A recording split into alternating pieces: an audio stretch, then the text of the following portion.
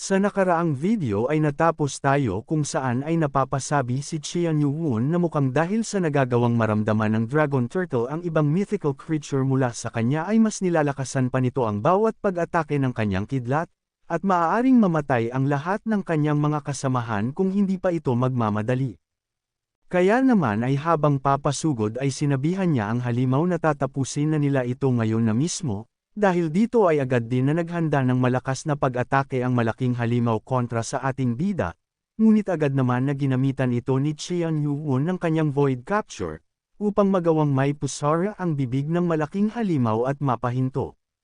Matapos ay agad naman na nagmadaling kumilos ang ating bida, at agad na nagbigay ng matagumpay na pagpinsala sa muka ng malaking halimaw at maging sa parte malapit sa kanyang mata.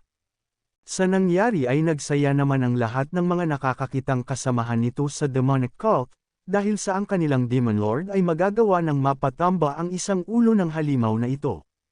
Nang bigla naman siyang tinitigan ng masama ng Dragon Turtle, upang mapahinto si Qian Yuwon, at magawang matrap sa harapan malapit sa bibig nito. Kaya naman nang binitawan na ng malaking halimaw ang malakas nitong pag-atake, ay mabilis naman na iniwasan ito ng ating bida, at napasabi na mukhang pinainan lamang siya nito sa pamamagitan ng pagsalo ng kanyang mga pag-atake upang magawang mapalapit siya dito, at mas matalino pa ito kumpara sa kanyang inaakala. Matapos ay muling naghanda ang malaking halimaw ng kasunod nitong malakas na pag-atake, kaya naman ay habang papasugod dito si Qian Yuwon ay napapasabi ito na hindi na ito pa muling makakapaghanda ng kontra-atake laban sa kanya. Kaya naman nang matapos ito sa kanyang ginagawa, ay agad naman itong hinarap ang ating bida, at mabilis na nagtama ang kanilang pag-atake sa isa't isa, ngunit dahil sa lakas ng pinapakawalang internal energy ng Dragon Turtle, ay nagawa siya nitong matalo at may hampas ng malakas sa lupa.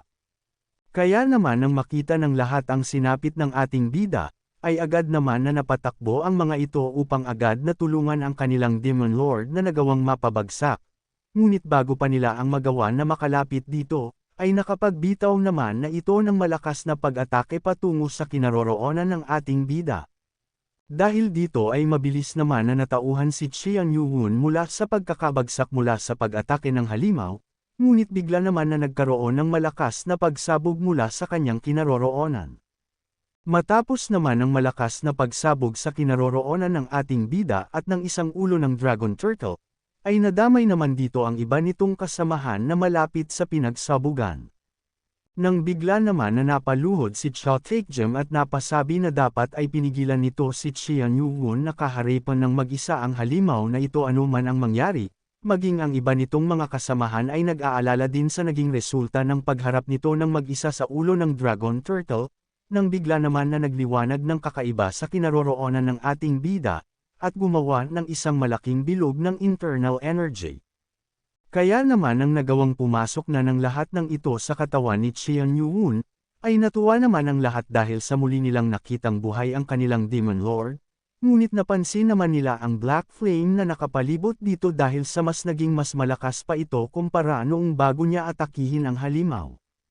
Maging ang ating bida ay napahinto at nagtataka. Kaya naman ay napapatanong ito na kung ano naman kayang nangyaring iyon kanina, dahil sa inaasahan niya na isang kritikal na injury ang sasapitan niya sa pagtapat sa ataking iyon ng malaking halimaw. Nang bigla naman na napahinto si Qian Yuwon dahil sa sinabi ng nanomachine na 400% nang na-charged ang kanyang internal energy, sabi pa nito na ang pagtukoy sa naging sanhi para dito ay kinakailangan pa ng masusing pag-aanalisa. Ngunit ang kuryente ay nagawang mapahina dahil sa matinding init na ipinapalabas niya at nagawang ma-absorb ng ating bida bilang isang energy source. Sa nalamang ito naman ni Qian Yuwon ay bigla naman itong napangiti, at napasabi na lamang na mukhang hindi na nito pa kailangan na mabahala patungkol sa mga kidlat na ipinapalabas ng isang ito sa kanya. Sa kabilang banda naman, sa kinaroroonan ng mga miyembro ng Northern Sea Ice Palace, ay naghahanda ang mga ito ng isang formation, at nang magawang mailatag na ito ng maayos, ay agad naman na nagbigay ng paghudyat ang tumatayong Palace Master na ito na ang hudyat na kanilang hinihintay. Kaya naman ay agad na sinunod ng lahat ang utos niyang ito, at agad na pinakawalan ang kanilang malakas na formation sa pag-atake, ang Ice White Divine Palm Fifth Technique, Ice Heaven White Flow, ngunit dahil sa ginawa nilang iyon ay mas nagalit lamang ang malaking halimaw na nasa kanilang harapan.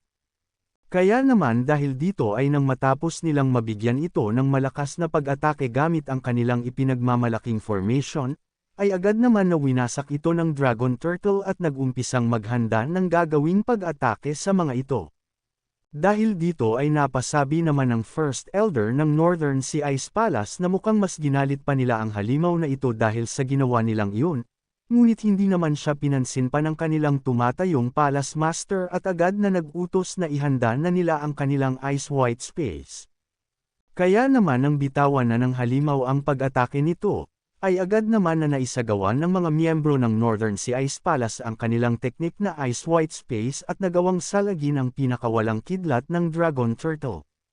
Matapos ay napasigaw naman ang tumatayong Palace Master sa mga kasamahan nito na kailangan nilang tagalan at kayanin ang pagsalag sa ataking ito, ngunit mas tinindihan naman ng malaking halimaw ang pag-ataking ginagawa nito, upang magawang matagumpay na mawasak ang pagdepensa ng buong natitirang miyembro ng Northern Sea Ice Palace gamit ang kanilang Ice White Space.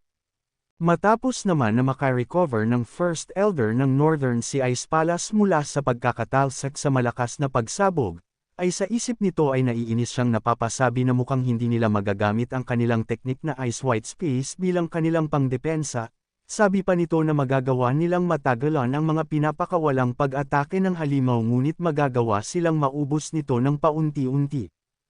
Kung umabot ka na sa parte ng video na ito ay maaari lamang na i-click ang like at super thanks sa baba bilang pagsuporta. Maraming salamat. Nang bigla naman itong nagulat dahil sa pagdating sa kanyang tabi ng kanilang tumatayong Palace Master.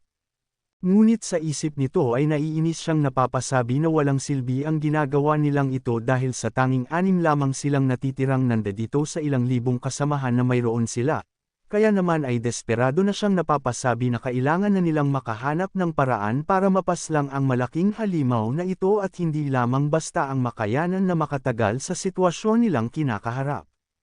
Nang bigla naman siyang muling napatanong na kung sa papaano naman nilang magagawang makatago sa makakapal at matitibay nitong mga kaliskis upang magawang makapasok ang kanilang mga pag-atake, o kahit man lang ang makapagbigay ng matinding pinsala dito. Dahil dito ay napasabi na lamang siya na wala na silang magagawa pa kung hindi ang ulitin ang kanilang ginawa upang magawang makakita ng pagkakataon. Ngunit nang nagutos naman siya sa kanyang mga kasamahan ay bigla naman siyang natigilan dahil sa may kung sino ang nagpadala sa kanya ng isang sound telepathy at tinatawag siya nito. Matapos ay nagpakilala ito at sinabi na siya ay ang General Strategist ng Murem Alliance at may nais itong ipaalam sa kanya agad. Sa nangyari ay natigilan naman siya at sumang-ayon sa sinasabi ng General Strategist na si Jagal, kaya naman sabi nito na alam na niya kung ano ang kahinaan ng kanilang kinakalabang mga ulo ng Dragon Turtle, dahil dito ay nagtatakang napatanong ang tumatayong Palace Master ng Northern Sea Ice Palace sa General Strategist ng Murem Alliance na kung ano naman ang patungkol sa kahinaan ng malaking halimaw na kanilang kinakaharap ngayon. Kaya naman kung gusto mo na masubaybayan ang ating kwento ay i-open mo lang ang notification bell pagkatapos mo na mag-subscribe.